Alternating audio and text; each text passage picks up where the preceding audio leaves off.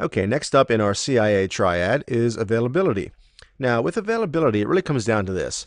It doesn't matter how protected or how encrypted or how controlled access is to our data if it's not available when it's needed, right? So all of these things are icing on the cake.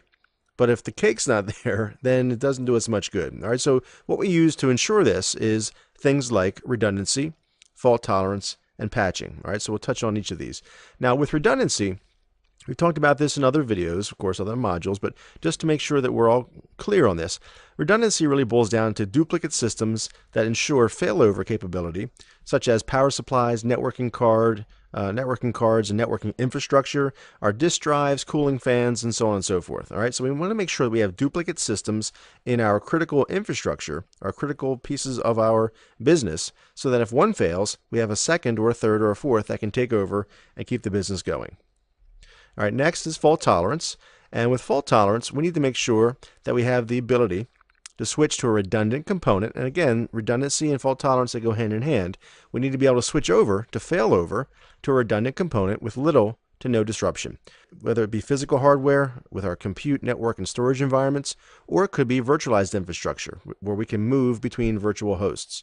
All right, so we need to make sure we have these fault-tolerant, redundant systems in place. It gives us overall resiliency, so that if we have a disruption somewhere, we can basically jump to another system or another component with little or no disruption.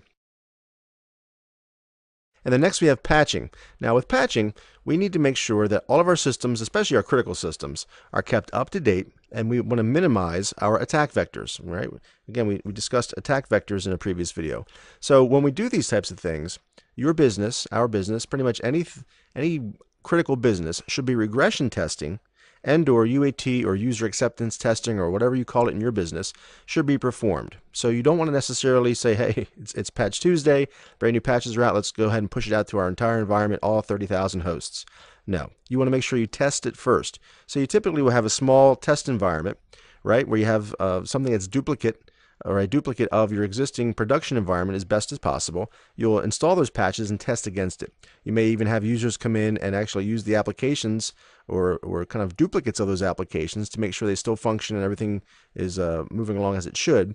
Once you have that small regression and UAT testing done, you might do a small pilot at that point, push it out to a subset of systems, and once that's done and everything is successful, then you would roll it out to the environment at large. That's typically how it would work. So that way you're not necessarily compromising production. And then again, routinely patch all systems. We want to mitigate risk as much as possible, and that includes desktops and servers. That includes laptops, mobile devices if necessary, switches and firewalls, any edge devices. All of these things have patches that will come out periodically. Doesn't matter what the OS is, doesn't matter what the device is. Okay, storage arrays as well. So all of these things should be kept up to date. Again, not necessarily bleeding edge, but you want to make sure that you are within a short period of time so that you're not left unnecessarily vulnerable.